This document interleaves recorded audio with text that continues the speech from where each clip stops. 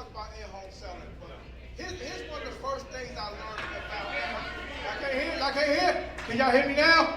That's better? All right, so here's one of the first things I learned about in-home selling. But first, before I talk about that, I want to say this. It doesn't matter where you come from and what you did prior to this. If you're going to be successful here, you got to unlearn what you have already learned in order to learn what we do here in order for you to be successful. Does that make sense to everybody in the room? Yes, sir. So one of the first things I learned with coming here, because insurance sales was new. By show of hands, if this is your first time doing insurance, raise your hand. Wow, a lot of people. So the first thing I learned is that when we get to the client's house, we're not going to talk about booking appointments because we're talking about in-home selling. One of the first things I learned is to look around when I pull up to the client's house to try to establish some commonality. What am I looking for? If I'm pulling up in the driveway, I'm looking for something that could be on the car. An emblem, a license plate, something that I can relate to. I'm looking for, hey, is there a military sticker on there, right? If they got any kids in school, any sports teams, something that I can relate to. Now, once I get in the house, I take control. I'm not asking to be laid in. Hey, where's the kitchen table so I can get set up? Because here's what I can tell you. If you let the client control the situation, you're done. You let them control the situation from the beginning, you're done. So one of the first things I do now, was the ATM? Yep. So, is everybody still using the ATM? Yeah. Good. So, here's one of the things I learned. Before that ATM comes out my bag, I'm already setting the expectation with the client. Here's what I mean by that. Hey, I'm not here to sell you anything. I'm just a field underwriter. And what that simply means is my job is to vouch for you to the insurance company. So if you tell me you 5'6", 140 pounds, slim and trim, looking like a supermodel, I'm going to vouch to the insurance company. I laid eyes on you. You're 5'6", 140 pounds, slim and trim, looking like a supermodel. Do that make sense? And every time I ask the client, do that make sense? I'm nodding my head like this. Because guess what they're going to do? They're going to nod their head too, right? The second thing I say to them, one of three things is going to happen today. One of three things is going to happen today. The first thing that can happen today is that we're going to find something that fits your needs and budget.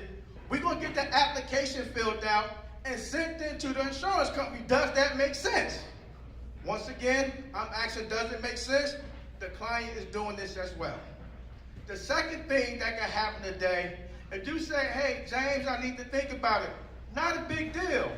We still get the application filled out and sent into the insurance company because you can't think about anything if they have not made you an offer. So when the insurance company make you an offer, they give you 30 days to think about it. So we still get it filled out and sent in. Does that make sense? Yes. The third thing that can happen today is that in the unlikely event, I don't find nothing that fits your needs in your budget, I come as a friend, I leave as a friend. Is that cool? And they agree. So once again, I'm going to get rid of the objections before they even come up. Oh, I need to think about it. How many people heard that before? What if you can eliminate that from the door? So another thing I found out is that you can't help the client if you don't know how come you're there. You can't help them. So I got to find out how come I'm there. And I want to find out how come I'm there prior to that ATM coming out my bag. So I'm going to say, hey, Liz, people agree to meet with me for 1 to 3 reasons. The first reason is they just had a tragedy in the family and it got them thinking about getting their affairs in order. The second reason is they don't want to leave any debt behind for their loved ones. The third reason is they have some coverage, but not enough. Now, I write that on the yellow legal pad That yellow legal pad idea, I got that from Every Bel Air 10 years ago. They say case, copy, and steal everything. That's what it is. And I write it down 1, 2, 3. I push the yellow legal pad in front of the client and I ask them, which one is it for you? And I shut up. That's right. The first person that talks is the person that loses.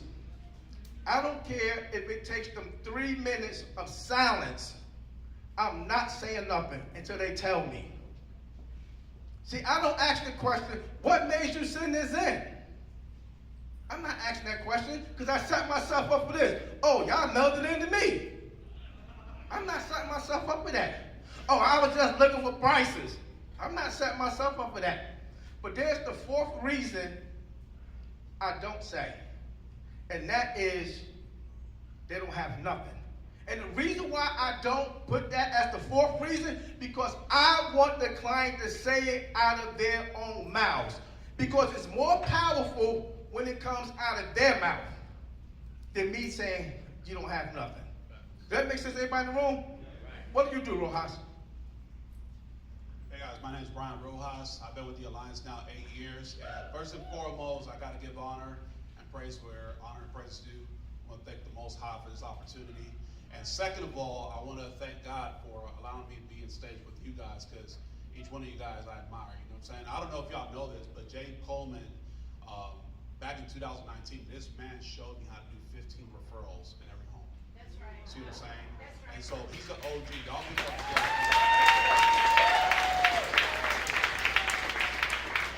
You know what's cool? Can y'all hear me okay here? Can y'all hear me okay now? Better? How about this? Right here is good? Okay, so what's crazy is that, well, say what now?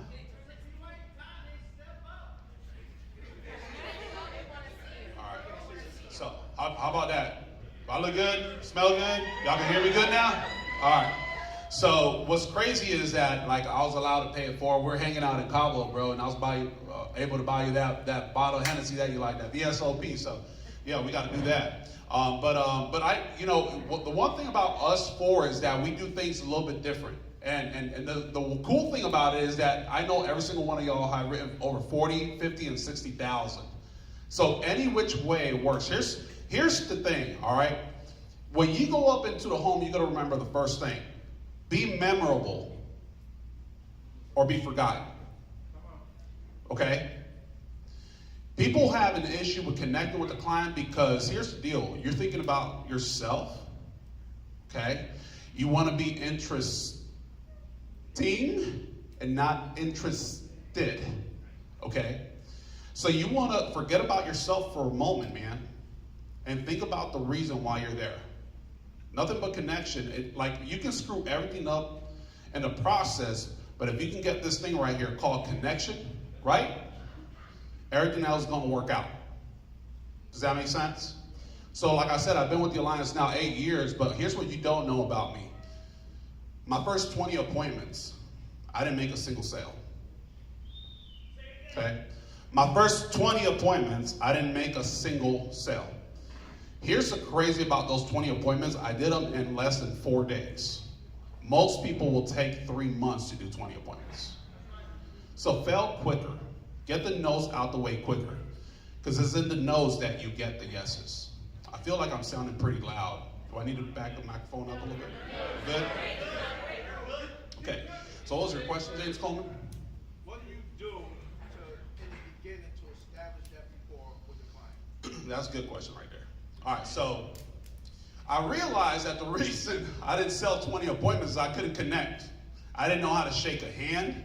I was awkward as hell. Does anybody feel that way when they go to a home? Like, I've been there, bro. Like, you know, I work off a lead. So I'm like, all right, so you say you want some insurance. Let's get right to it, baby. And one thing that I learned about Terry Edwards is you got to play with it a little. You got to flirt with them. You know what I'm saying? You got to warm them up. Y'all know what I'm talking about? You got to get them to like you. If they like you, then they'll trust you. And if they trust you, then they'll buy from you. That's the way I work with my wife. You know what I'm saying? Like, got her to like me first. You know what I'm saying? If you can't get them to like you, they ain't going to give you the cookie. And the cookie in this situation is $500. You see what I'm saying? I couldn't get the cookie. I was having issues. All right? So you got to learn how to be likable first. And the first step to that is be memorable.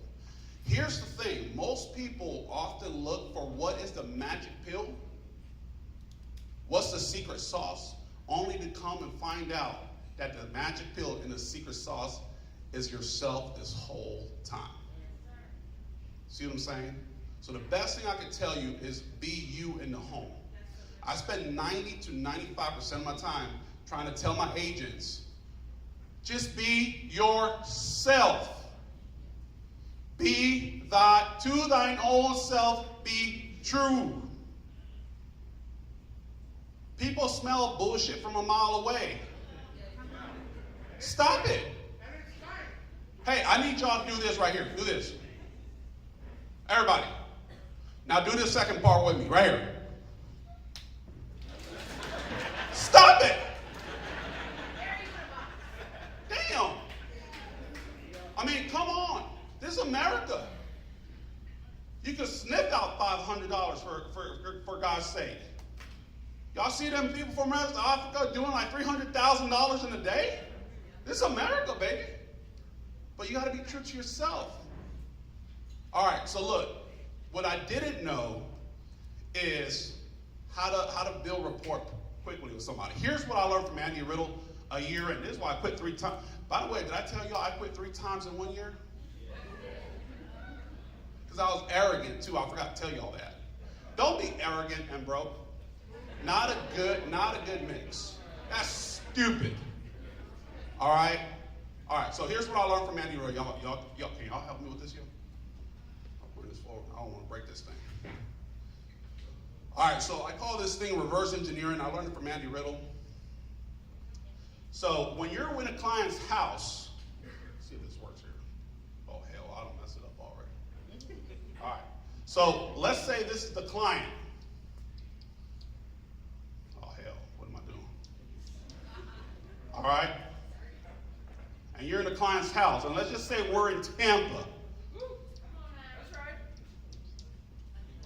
All right. So when I first walk into the client's house, I'm walking in there like this here. This folder underneath my armpit. Brian, why do you put your arm? Because Big Mike told me to. That's it. I don't know if there's a psychological reason. And I want to shake my hand with the person when I knock on their house. You know what I'm saying? Big old smile. Does that make sense? You put it in your book bag. You put it somewhere. I don't care. But Big Mike told me to put it right underneath my armpit. And when you knock on the door, if you're over 200 pounds or 300 pounds, don't stand like this. You look wider. So Johnny, I'm going to talk to you because you're my brother. Hey, bro, stand sideways so you can look skinnier. See that? I cut myself in half. Make sense? Because I'm trying to get them to like me the first 2 or 3 seconds they see me. Make sure your clothes is not wrinkled. All right? Make sure your nails is cut. Make sure your breath don't stink. Social awareness is a thing, y'all. Look good. Y'all dealing with older folks. Be mindful. Listen to your grandmama for once. They tell you the truth. All right, so look, let's say you're with a client, right? Typically, people that we see, they don't move. Can I get an amen? Amen? They typically move because of work, love, or arthritis. There's one more, right? So when I'm here, I call this reverse engineering. Hey, are y'all originally from Tampa? No, we're from Michigan.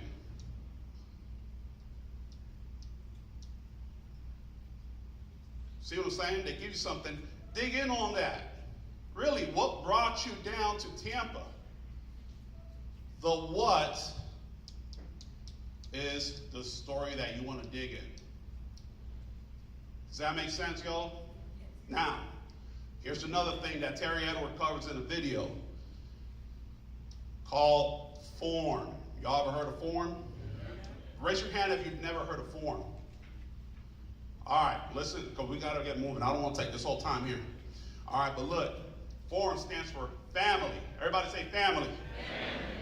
Occupation. Everybody say occupation.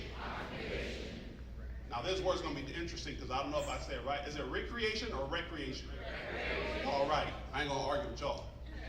And then message, the reason why you're there. Understand what I'm saying?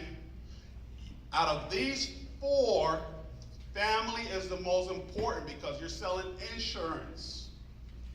But what I see most people doing wrong, you know what they want to talk about? Recreation or occupation. Because it's the most comfortable thing to talk about. They don't know how to dig deep. All right? Most people focus more on sports or who's playing rather than, hey, what's your baby's name? Let me see a picture. Oh my God, he's so cute. You understand what I'm saying? So what brought you to Tampa? You need to figure out what's the reason they moved down. And if it wasn't for family, intertwine. Like, for example, let's just say work. Right? Try to intertwine. Is that a word? I thought I messed up already. Intertwine, right, the work part with family fast. Don't spend 30 minutes asking them, oh, so you actually have a child after 30 minutes of being there. Is you crazy? You got like 20 appointments to go to. How about this? This is my transition. I had to learn this fast because I was spending 4 hours in every house, dog, when I first started. 4 hours in a house. They gave me a check because they was tired of my ass. You understand what I'm saying?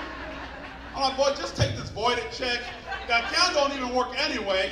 So yeah, they ain't gonna be able to cash it. Just get the hell out of my house.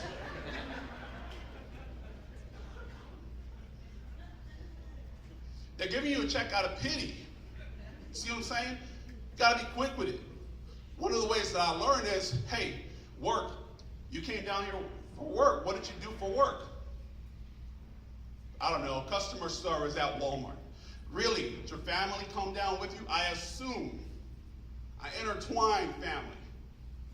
See what I'm saying? Either A, the family came down with them, or B, no, they came later. Or C, no, I don't have any family. Now I know what I'm working with. Does that make sense? Connection. I mean, that's one tip that I can give you. All right, y'all want to take it over? What's next?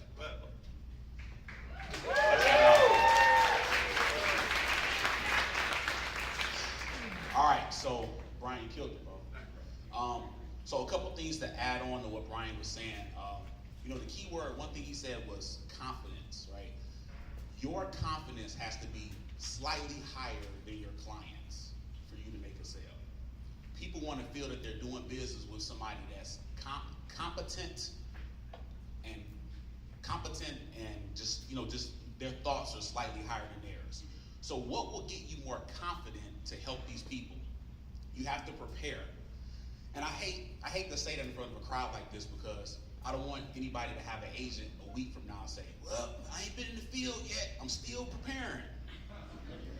It don't take you a week to prepare, all right? So preparedness is just preparing your mind, so you want to be prepared mentally and physically to help these clients. So what helps you prepare mentally to help the clients? Reading. The day of your appointments, I don't care if you got 2 appointments or 4 appointments, you have to wake up and read for 15 minutes. Why? Because it's going to sharpen your brain to help you remember the questions that you're supposed to ask the clients. If you're not sharp, you're going to forget what you're supposed to ask, and then you're going to roll out of that house and you're going to say, I don't know what happened. I didn't close anything. But that's because you didn't read. You're not confident. What else will help you to feel confident? If you exercise on a regular basis, you need to be in the gym the morning of your appointments. If that's your thing, you need to be in the gym. If you eat certain foods that day you may have to eliminate. If you're a big chili dog person,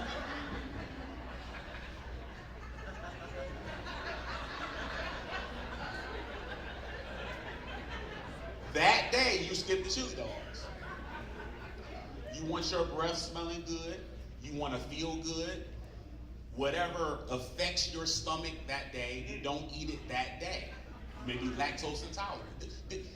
These are things that people don't teach, and we're teaching it today. Like, you have to understand that you need to be at your best when you're in front of these people.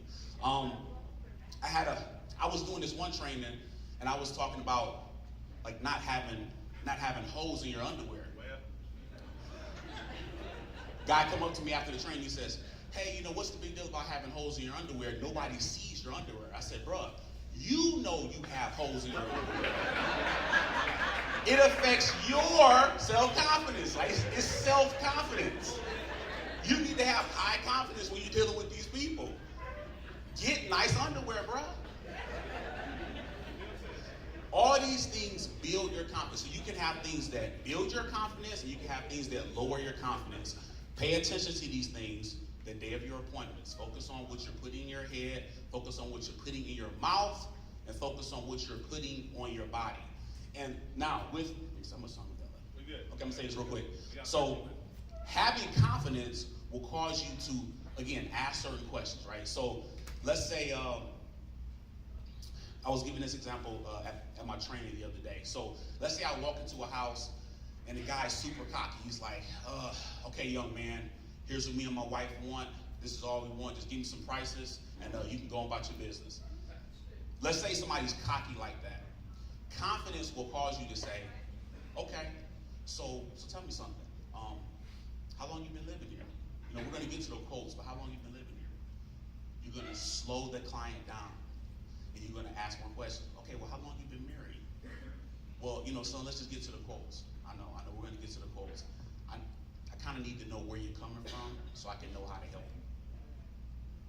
You got to slow it down. See, so you need the confidence to be able to ask those questions and not let their cockiness get you off track, okay? So, a buying signal, okay, I'm gonna jump to the end. A buying signal, again, this is when you're confident. A buying signal is when they say, okay, this fits my budget. You say, what's your middle name? That's the next thing you say. You start filling out the application. I had an agent one time, they said, well, when we get the prices together and I know what they want, then I ask them, okay, are you ready to fill out the application? What? You never ask that question. You start filling out the application. Your confidence will help you to understand that you've done your job correctly, you've asked the correct questions, they know how bad their situation is, and now we're gonna fix your situation. And so you ask, what's your middle name? So that's how you close an appointment, by asking, what's your middle name, and start filling out the application. All right, so that's tips I got for you, Vinny. Yeah. How's everyone doing today? Let me tell you a little bit. I'm going to tell you.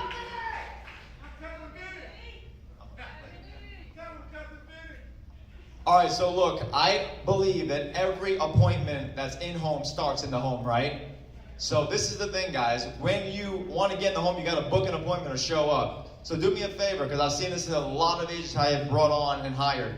When you're making your appointments, and you have appointments, you need to show up at the house. I've seen people make appointments and not show up. We have to get our job done. We have to start by getting in front of the people. So this is how it goes, guys. I'm going to break it down real simple, okay? Once you got your appointment set, you show up at the house. You roll up with your car. You push you put your car two houses to the right. You park. You get out. You wave, because if they're looking at you, you're looking at them. If they don't see you, they can't hide. They can't give you a no-show, right? So you show up at the house. You wave. You look at everything around. You see the beautiful car. You see something you want to talk about. You get in the door. You greet yourself. You don't freeze. You greet yourself. Hey, my name is Vinny.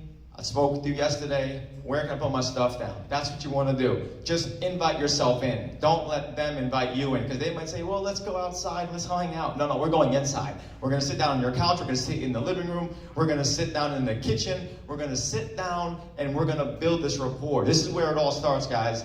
Building rapport. But you also got to give them a compliment. Give them a nice compliment, Just say how beautiful their house is, or the beautiful pictures on the wall. You just want to make sure they feel like you are their friend. You don't want to act like go in there and freeze and be like, how you guys doing today? Oh, okay. You want to have some kind of guideline. So as a new agent... Oh, it wasn't me, I swear to God. It's okay. Can you hear me? Yeah. As a new agent, you want to make sure you have a guideline. So when you have a guideline, you can know what to do from the beginning to the end. Say it with your chest, bro. Oh, yes, I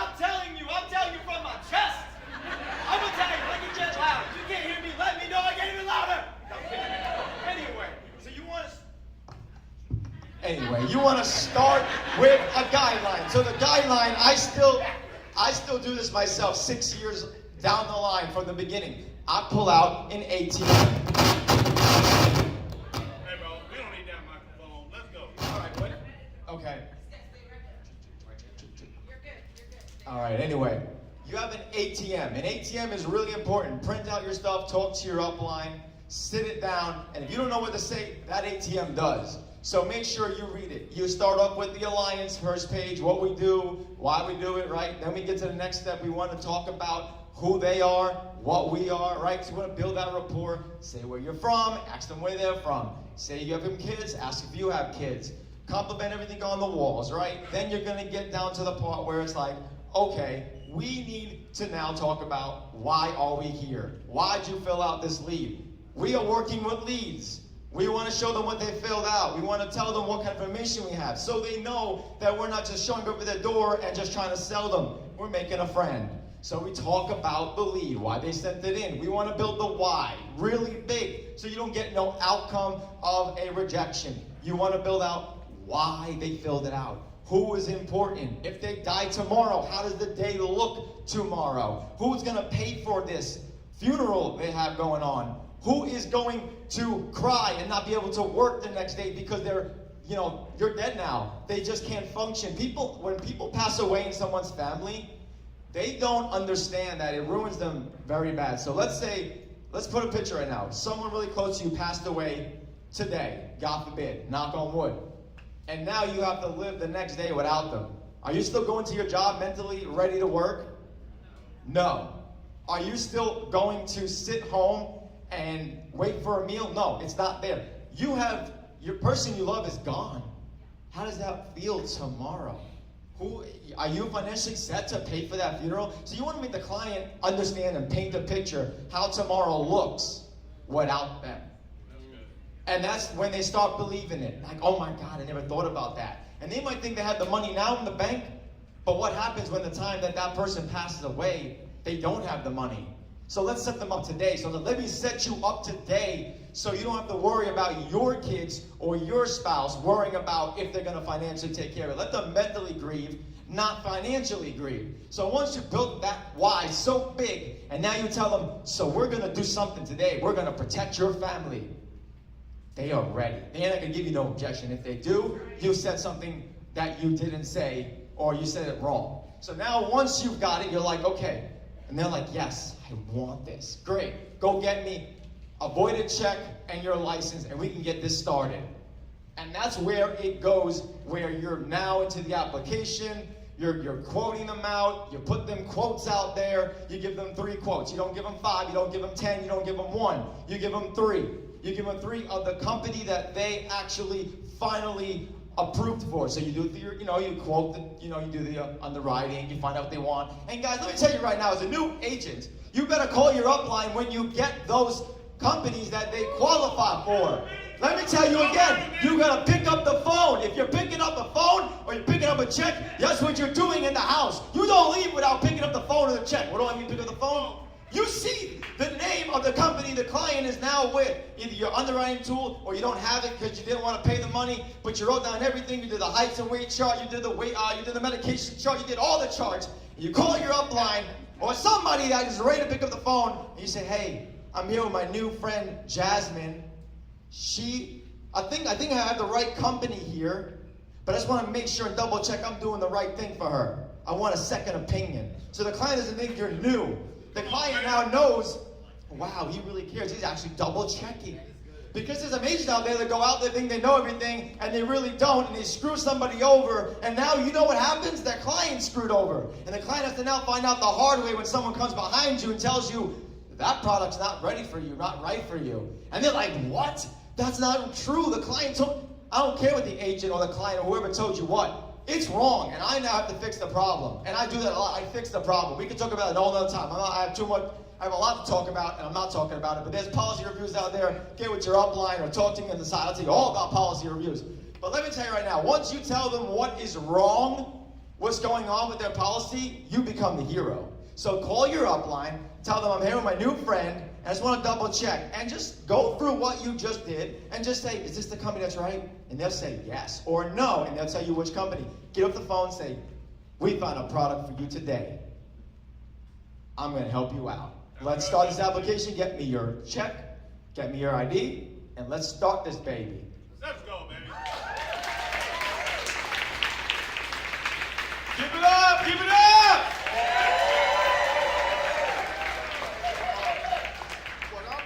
What I'm about to share with you is one of the things that I do, and I'm going to end it with this. But before, I'm going to tell you this. You do what your growing upline tell you to do. That makes sense to everybody in the room? I'm just going to tell you what James Coleman do that allowed me to have the success I had. Have anybody heard of the 5% rule? If you heard of that, raise your hand. Few people? So, here's my 5% rule. When you sit down with the client, because what you might have heard as the 5% rule might not be my 5% rule. Okay, my 5% rule is this. When I'm trying to figure out what the client can afford, I don't ask the question, how much money you make. I'm asking, how much money do you bring home monthly after taxes? That's a different question. Right? And I'm going to ask them, hey, how much can you afford to put some coverage in place to protect your family? And they're going to give me a number. I don't care what number they give me. Because whatever number they told me that they bring home monthly after taxes, in my mind, I can't let them go past 5% of that number. So if they tell me they bring home $5,000 a month after taxes, I'm saying I can't let them go past $250 a month. Because my job is not to put them in a situation where as though if the hot water tank broke today, car tires went flat, and they got to make this insurance payment, I don't want them to say, hey, the insurance payment got to go. Now, here's what I do. Here's what I do, though. When they give me that $5,000 number, I'm start asking questions about how much is the mortgage? How much is the gas and electric bill? Do you pay child support? But everything I'm asking, I'm deducting from that $5,000 number. Now, if I get down to all the deductions and all they got is $1,200 left for the month, my 5% rule just went to 2.5%. So now when I give them quotes, I'm not going past $125. And I will let them know, hey, look, now ask, are you of the sound mind that some protection is better than no protection? And they're going to say yes, and I'm going to ask them why. And they're going to tell me why. I'm going to say, great, because sometimes what we want and what we can afford is two different things. But what we get to do today is put something in place. Does that make sense to everybody in the room? Like I said, that's what I do. If you can implement that in your in-home presentation, I guarantee you will close more sales. That's good right there, buddy. Because you're not putting the client in a situation. So we got a minute left. 0 minutes. Are we wrapped up? So hey, let's give all my guys a round of applause.